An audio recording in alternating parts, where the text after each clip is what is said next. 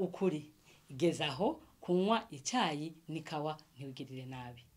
Abantu benshi bakunda icyayi bakunda ikawa cyane cyane abantu bahevye inzoga baravuga bati nkunda kugira inyota icaka kiba kinshi reka nywa gacayi reka nywa ikawa. Ariko ijambo ry'Imana riratwereka neza mbere n'abaganga bakurikiranye ivy'amagara y'abantu akaga k'icyayi n'ikawa. Mbega Imana ivuga ite kubijanye n'abantu bakunda gukoresha ikawa n'icyayi cyane cyane kandi abandi bakunda gukoresha ikawa n'icyayi n'abanyeshure iyo bari mu bibazo baravuga bati ndiko mfata icyayi n'ikawa nituri businzire turashaka kuboroka neza. Ibyo byose uba uriko uribesha ahubwo umva ukuri. Mbega ijambo ry'Imana rivuga iki kubijanye n'ikawa n'icyayi? Ibintu byose ushaka konona umubiri wacu Imana ntibitwemerera. Turasoma muri Korinto ba mbere igice cya 6 umurongo wa 19 haravuga ngo ntimuzi yuko imibiri yanyu ari insengero za mpwemu yera ari muri mwebwe uwo mufise avuye ku Mana kandi simwe mwiganza kuko mwaguzwe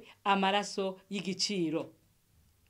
Nuko rero mushimishe Imana mu mibiri yanyu, Imana ihabwe icyubahiro. Imana iravuze ngo ntabwo twiganza ahubwo imibiri yacu ni intizanyo uwaturemye irayiduhaye ngo tuyifate neza. Iyo wigiriye nabi ku mubiri wawe ubugiriye nabi Imana ubuyihombeje kandi ubuhombeje ababanyi bawe n'inshuti zawe n'umuryango wawe kandi nawe ntabwo bawigiriye neza. Nico gituma ugomba kumenya neza ko imibiri yacu ari isengero za mpwemu yera kandi yuko tutaziganza. Umva rero icyo abashakashatsi bakurikiranye ibijanye n'ingaburo umunutritioniste umudoktori yitwa Pamplona Dr Pamplona Roger uwo ni umudoktori yakurikiranye ivy'ingaburo mu gitabo ciwe kiswe Encyclopédie des plantes médicinales volume ya mbere urupapuro rw'179 hari ivyo yavuze kubijanye n'ikawa. Yavuze ko ikawa irakundwa cyane ariko ikawa ifise ingaruka nyinshi abantu batazi. Iyo umuntu ro ayihereje cyane aba ariko arisamburira ko nka ya mpene. Rero bivuga amabi atandukanye reka tuvuge make muri yo.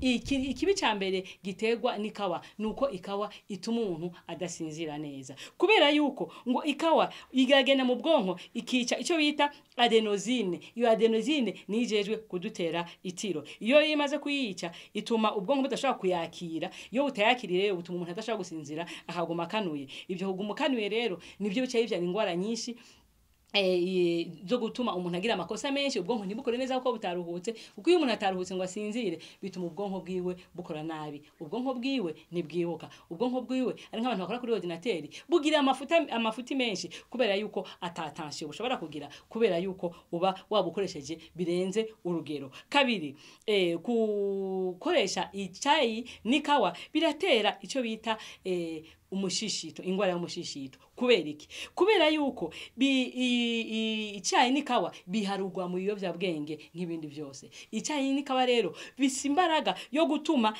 bistimira système nerveux central bigatuma ikora cyane birakangura iyo système nerveux central igakora cyane. Ikoze cyane rero ituma na wa mushishito usuka amaside menshi icyo bita amaside gastrique ukasuka amaside menshi mu mushishito. Ayo maside rero aragenda agaturira wa mushishito umushishito gatangura kukurya kubera ibyo wagize gute ibyo wihereje. Si ibyo gusa bitera kandi icyo bita colite intestinale. Kubera iki? Ingwara y'amara ifata cyane abantu bakunda gukoresha icyayi n'ikawa kubera ko icyayi n'ikawa bifite ubushobozi bwo gukamura amazi yose ari mu mubiri. Noneho murazi yuko hariho icyo bita flore intestinale kajya kantu kameze nk'agatapi gaca mu mara.